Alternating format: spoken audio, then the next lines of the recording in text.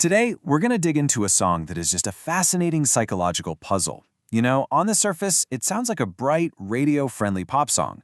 But if you listen closer, what you're actually hearing is this profound case of emotional dissonance. It's a happy sound hiding a story of deep conflict, guilt, and a father's really heartfelt apology. So yeah, let's get right into that.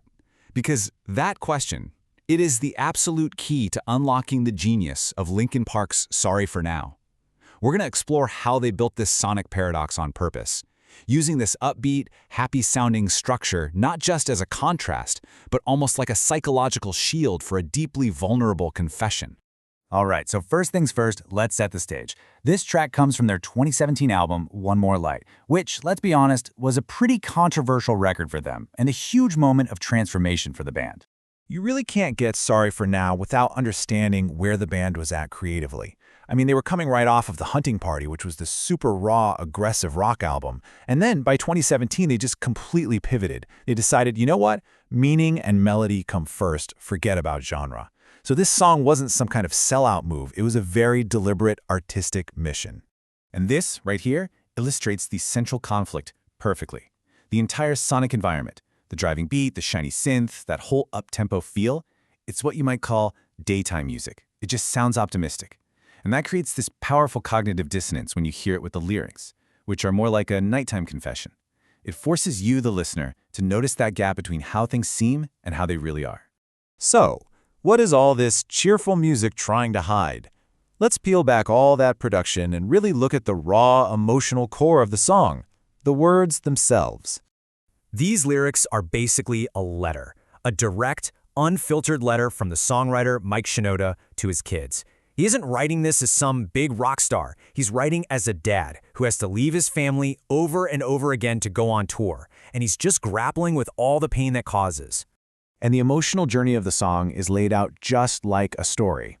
It kicks off with the loneliness of being on the road, then it builds to this direct apology in the chorus, then it digs into the raw guilt he feels when he leaves, and finally, that bridge just reveals the pure exhaustion of that lifestyle. It's a whole narrative of this internal struggle. And this is so important.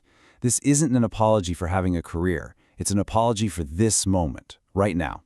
The whole point is in the title, Sorry for Now.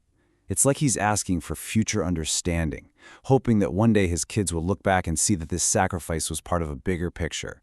It's a really complex mix of guilt and hope.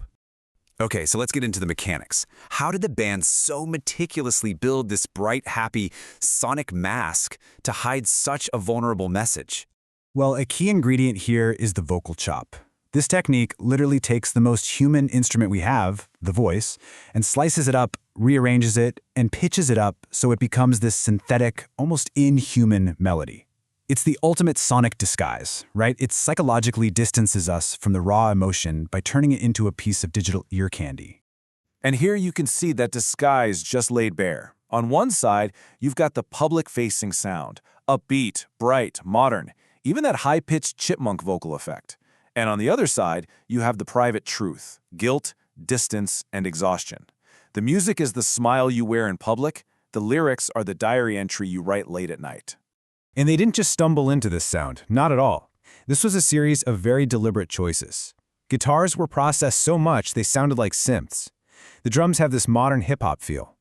And they brought in a whole team of pop experts, including the legendary mixer Serban Ganea, to make sure this thing was polished to a perfect radio-friendly shine.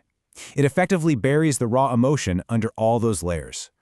But the song's most radical choice wasn't actually in its sound.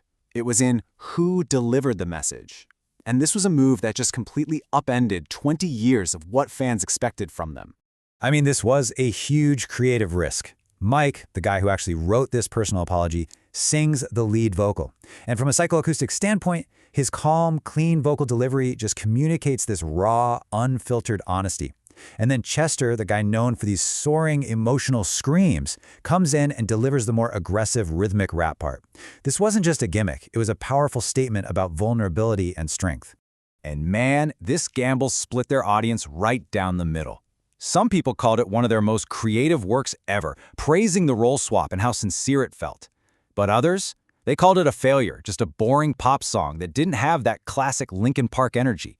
The reception was literally as conflicted as the song itself. So where does that leave Sorry for Now? I mean, despite all the arguments and the divisive reactions at first, its true legacy has become way clearer over time. Just look at that number, and remember, that's just the streams on Spotify alone. For a song that wasn't even a single, a deep cut from a controversial album, that's staggering. It really proves that the song's emotional core, that universal feeling of a parent's guilt, was powerful enough to connect with millions of people who looked right past the pop production. When you get right down to it, this song is a document. It represents a band at the absolute peak of their fame being brave enough to just tear down their own identity to chase a different kind of truth. It really is a masterclass in using emotional dissonance, that friction between sound and meaning, to tell a deeper, more complicated human story. And in the end, Sorry for Now leaves us with this question. Maybe that bright, happy music wasn't just a disguise for a sad story. Maybe it was an invitation. An invitation to listen more carefully, to look past the surface, and to understand that sometimes the most complicated feelings are hidden inside the most simple-sounding packages.